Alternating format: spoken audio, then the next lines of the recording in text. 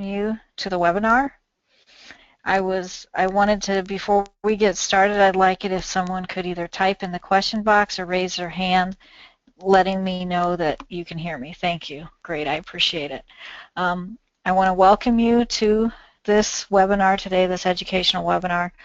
I want to share with you anyone who's in finance and accounting, as they watch this webinar and they try each month at the end of the month reconcile their subledger to their general ledger, and they know they're out of balance and they're trying to figure out what's going on, that what you are about to see will help solve your miseries and reconciliation issues a tremendous amount. It will save you hours of trying to find that needle in a haystack, if you want to say it this way. So without further ado, I want to introduce Valeria Vico, and she's going to walk you through this incredible app. Thank you. Thanks, Lori. Hello, everybody. Today, I'm going to take you through to an introduction of best practices and proven tools to reconcile visual inventory effectively at month end and gain inventory visibility. As Lori mentioned, my name is Valeria Vico. I'm a visual financial specialist with BMS 365, and I've been helping visual users since 2005. This tool helps you basically to reconcile your inventory and analyze certain inventory areas as well as labor.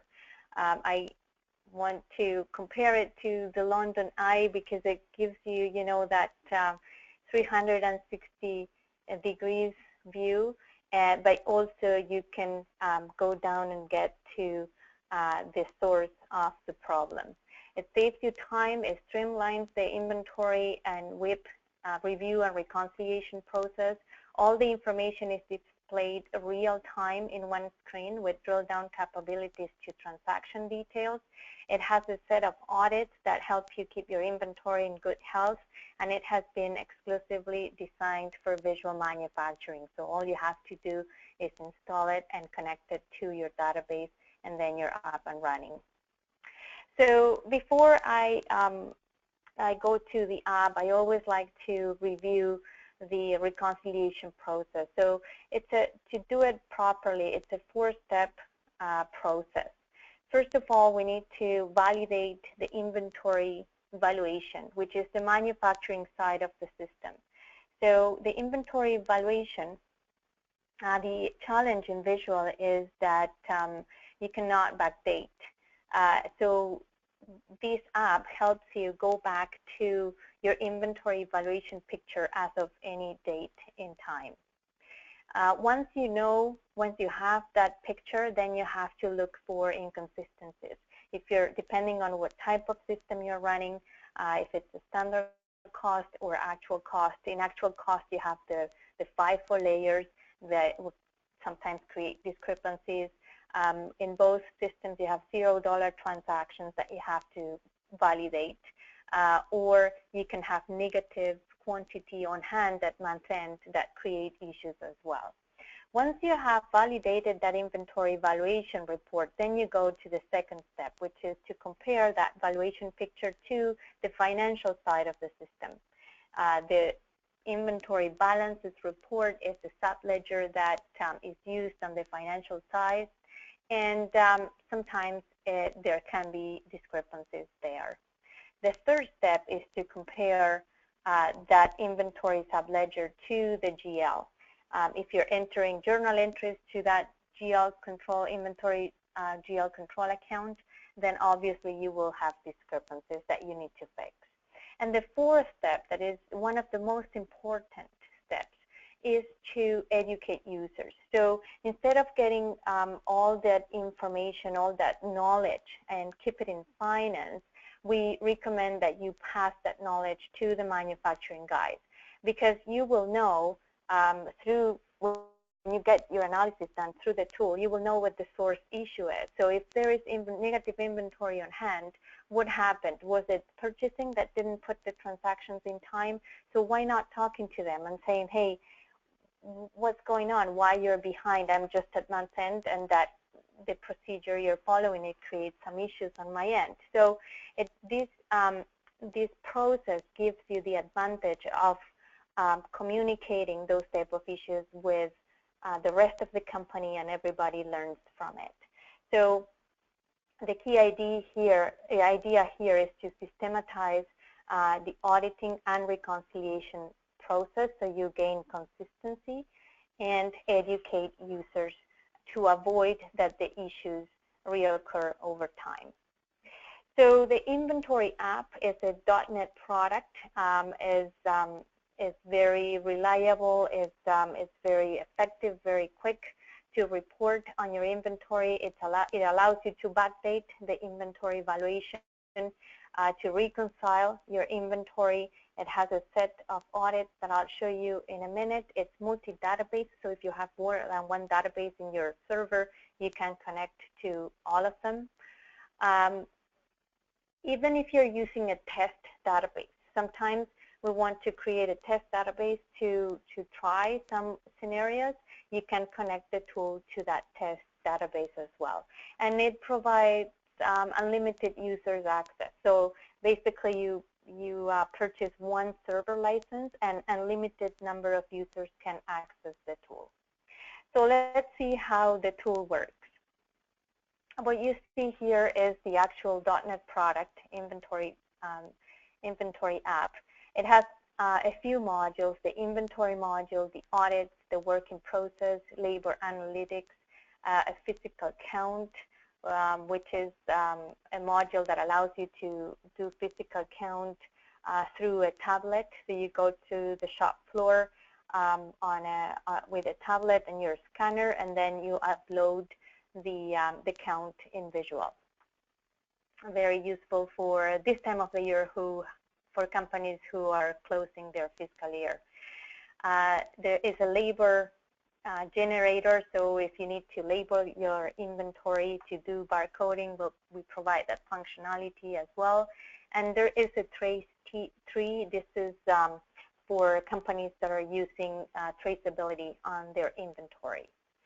So starting with the inventory module, what you see on the screen is a picture of an inventory valuation report.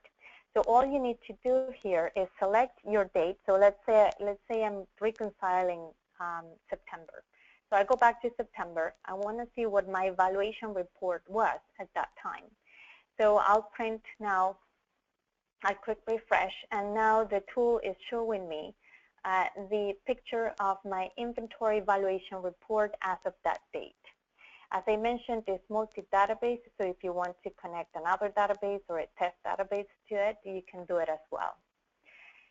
So from here, we can do different things. So for example, the first thing that calls attention are these red fields. So that indicates that there is an issue. The first one here is a negative quantity on hand with a negative valuation. So what happened here? Well, I can drill down to the details and see what happened.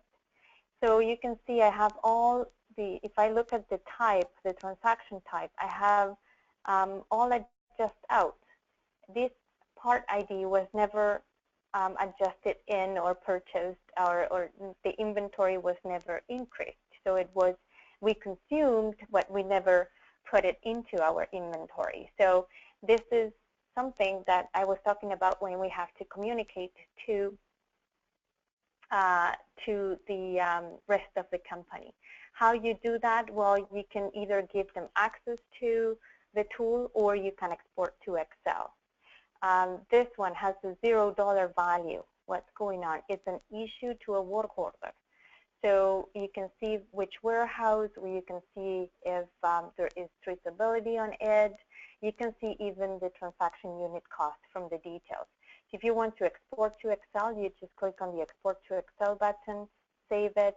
You can see there that there is a name with a part ID already included in the field, in the file name. And now you can send this to the rest of the users or to another user.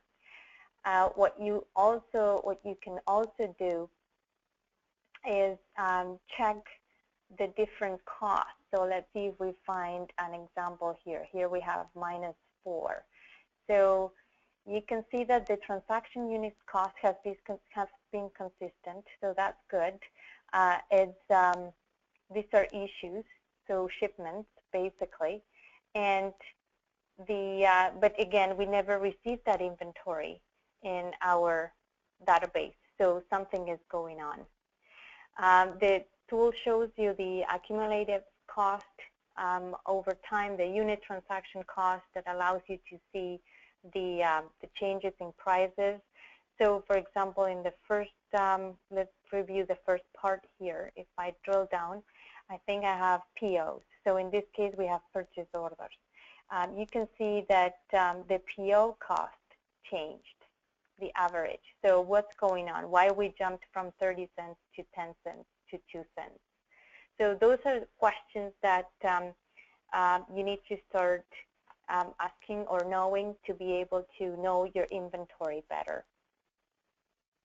So once we fixed all these negatives, we fixed inconsistencies on the valuation side. The other things that could happen is the FIFO layer or one FIFO layer, if you're using actual cost, could be incorrectly used. So in that case, you need to use costing tools to fix the issues, but you can drill down and find out what the layer was for one particular part. In this case, they're all receipts. Let's see if we have transactions, a part with different types of transactions. So in this case, for example, we have PO receipts, sales order shipments, and then issues to work orders, and then an adjust in. So you may be able to, by comparing the different costs for the different transactions, you're able here to determine when there is a FIFO layer issue. You have to do some deep analysis on each of the parts here, but the main area that helps you capture anomalies is when you start reconciling. So I'm going to show you that in a minute. Before that, I want to show you that you can do pivot tables. Your evaluation report prepared and validated, you can create pivot tables. So for example, in this case, I'm creating evaluation report by product code. I can do evaluation report by product code, by commodity code. So now I can just have a quick breakdown of my inventory evaluation in 2 clicks. I can export this to Excel in just 1 click. And you will see that when you export to Excel, that pivot table that we created remains also built in Excel. So you can have your breakdowns that way. And you can share this with the company, with anybody else in the company, or you can ask other people in the company to log in and see what's going on. To get rid of the pivot table, you just drag those fields out. The tool allows you to calculate consumption, so if you need to see inventory turns, you could do it through the same interface. But if you want to reconcile, let's say now that we are at month end, we have to select the posting date, and we want to reconcile, compare the evaluation report, the manufacturing side of the system with the financial side of the system. As soon as they click refresh, you can see that the tool added 2 additional fields here, the inventory balances number and the difference. So in few seconds, if you want to determine the parts that have discrepancies, that you have to spend time troubleshooting on, you can just use the filters and you say, well, show me anything that is greater than, let's say, $1,000 and anything that is less than $1,000. The other ones I'm not going to do right now. I'm going to leave it for later on when I have these big issues solved. So now I can see that I have quite significant discrepancies, but I need to troubleshoot only 11 parts. So the tool basically guides you, points you to the right direction to spend your time wisely. So in here is where these are the parts basically that you have to start analyzing from evaluation standpoint, and from a FIFO layer standpoint. If you're in actual cost, you may need to recalculate distributions through visual, through costing tools, and you may also need to recalculate your inventory balances, because that's sometimes the part of visual that gets out of whack. Okay, so the tool really helps you to narrow down all those issues, and so you can spend your time wisely there. Once you're reconciled, then you can basically remove the filters and go to the next step, which is to review your inventory balances by GL. In here, you also have drill down capabilities, so you can see exactly the transactions that are entered under each inventory GL account. And now you have to compare this with your GL balances, with your trial balance. What you're basically looking for there is if there are journal entries posted to the control accounts or any other incorrect type of journal. The app has some other modules, or in this case analytics, so it's just for quick reporting. It allows you to create charts if you need to go to a meeting.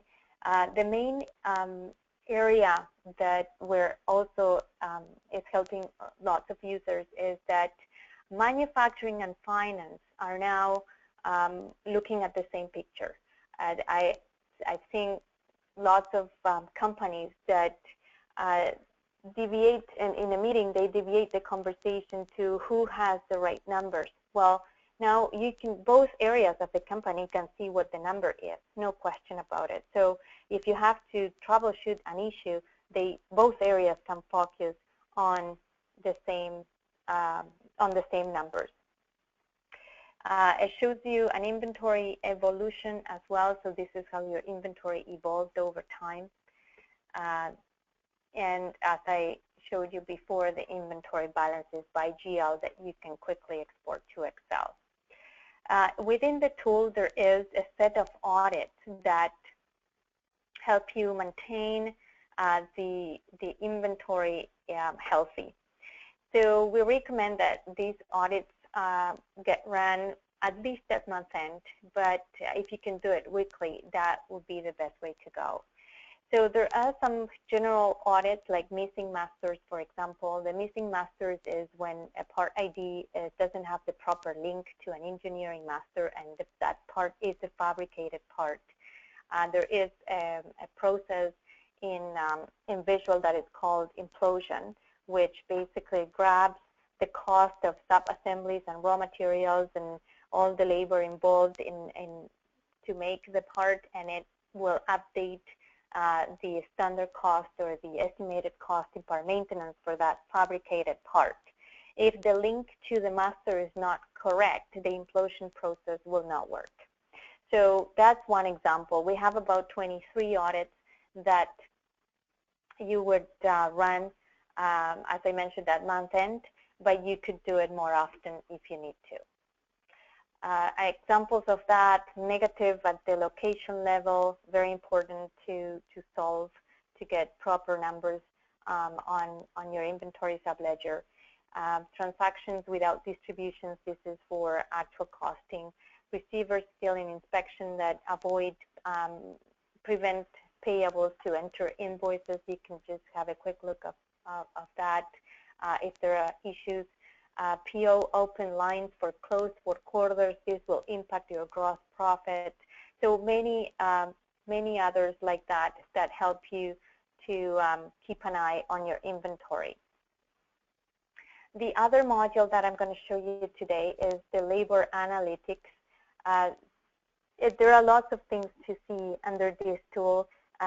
We only have half an hour, so that's why we kind of picked and chose what modules to show, but feel free to request a one-on-one demo. We will be happy to give you a presentation for all the modules if you'd like. So the labor analytics is a section, is a module that allows you to review all the labor that has been entered in your database during a period of time. Not only time from a time perspective, but from a costing perspective. So let's say in this database I have data for April 2018. As soon as you click refresh, you see all the labor tickets entered. What you can do here is see how much labor was used by, let's say, by work order. So just by dragging and dropping the work order there, you can see all the hours that have been entered under each base ID. You can, from the same interface, see which resource was used under each work order.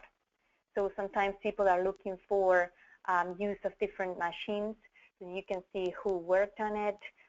Sometimes a more expensive employee was involved in the transaction, so your work order cost is going up, and so it really helps you to get visibility of how the labor force has been used that way. If you want to clear the filters, you could do that. The other option here is to create different views. So I have a view for to analyze the labor by resource, for example. When I load that view, you can see that the app shows me the labor for within this period, the labor applied to different resources. Again, you can do your own analysis, the different hourly cost for each employee used in the transactions, the total cost added, and you can also use this to reconcile your payroll. So some people are using an external payroll system, and that payroll system has different ways to enter the information. In here, just by comparing these to the payroll system, you can easily see if your transactions, your GL, basically what you entered in the payroll entry, is aligned to what it was used or entered in Visual. It has a dashboard that indicates different sections or breaks down the labor in different sections. So direct versus indirect. In this case, it shows 100% direct. That means that I only entered direct labor, not indirect. Run versus setup. What's the breakdown of that for that period? The utilization by resource and by department. It shows you then a specific report that will tell you the utilization by department, efficiency analysis. So this is efficiency by department based on your standards. And you can also see the details by employees. So if you need to break down the department by employees, you can see who has worked the most, who's the best resource basically on each department. And then it gives you an employee summary, this is mainly used for payroll purposes as well, because it allows you to view the vacation, holidays, sick hours, the breakdown of that versus regular hours, overtime, and the labor cost assigned. So there are other features, like you can chart certain areas of the system. So if you are starting, let's say, doing a summary by employee, and then you want to filter by a certain department, you can see that it's very Excel-like, because all the filters look like Excel, and it allows you to quickly create a chart for that you can print and share with others or take to a meeting. The tools is also multi-database, so you can connect. This module is also multi-database. So if you have more than one visual database, but different labor charges or different labor force in each company, you can use the same interface for that. All right. So this is a short overview of how the inventory app works. But I'd like to spend some time answering questions if you have any. Thank you, Valeria. At this point, if you have a question, please type your question in the question area, or I see one question. Yep. Does the labor report account the half-an-hour lunch that is not paid? If it's in Visual, so if it depends how you have your settings. In Visual, if you are entering a labor ticket for that as indirect, yes, it will show it. Yes. Does the physical inventory function include cycle counting? Yes, it's basically for cycle counting. The advantage is that it's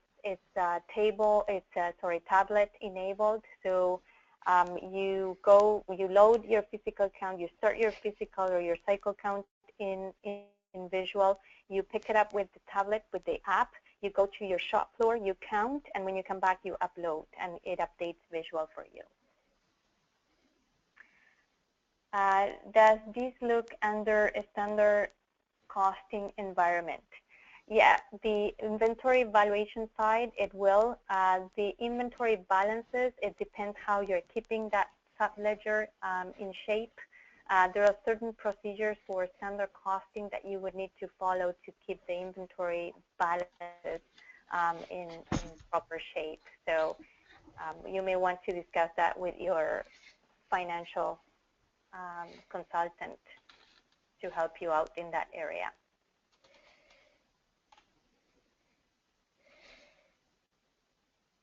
Are there any other questions or comments?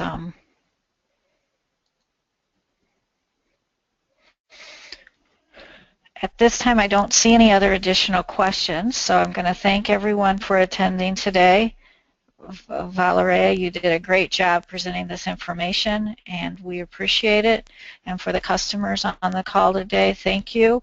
If you have any additional questions or anything, please contact myself at Lori, L-O-R-I, at VBS, so Victor Betty Sam.cc, or my extension is 815-568-4559.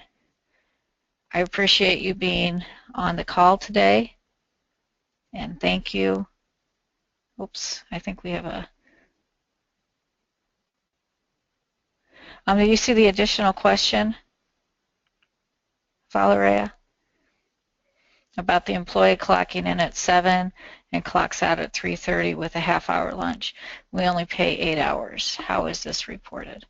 I can't retrieve the questions. Can you read it to me, Lori? Okay. The employee clocks in at 7 a.m. and clocks out at 3:30 p.m. with a half-hour lunch. We only pay for 8 hours. How is this reported? So normally it depends what you use to enter labor tickets. So all the information that is reported through the app comes from labor ticket entry.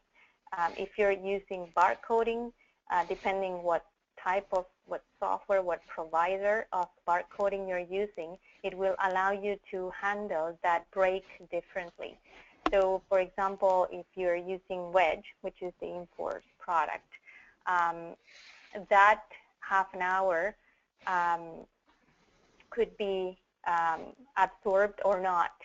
So what the app will do is it will read those labor tickets created by the barcode app, and it will report the information that way. So if you entered an indirect labor ticket for, X number of minutes, that will be reported as indirect. And then the direct hours will be flagged as direct, and it will depend. That's basically how the app will read it. So It depends how your information is entered in your labor ticket entry section of Visual. I'm not sure if that answers your question, but feel free to request a one-on-one demo and we'll answer that specific question for you. It sounds like it depends on your environment there.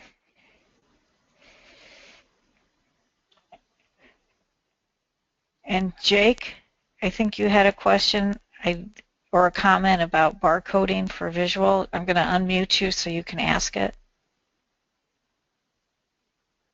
Oh, he's saying we will set up a one-on-one demo. Yeah, I Okay. think that would be the best way because it depends how the labor ticket entry is handled in Visual and the barcoding they're using. Yeah. Okay. So again, Valerie, I appreciate you helping us and taking us through this educational webinar. And our contact information is now on the screen. If you have any additional questions or anything, please do not hesitate to contact me via email or by just giving me a call. Thank you very much for attending today, and I hope everyone has a glorious afternoon. Take care. Bye-bye. Thank you very much. Bye-bye.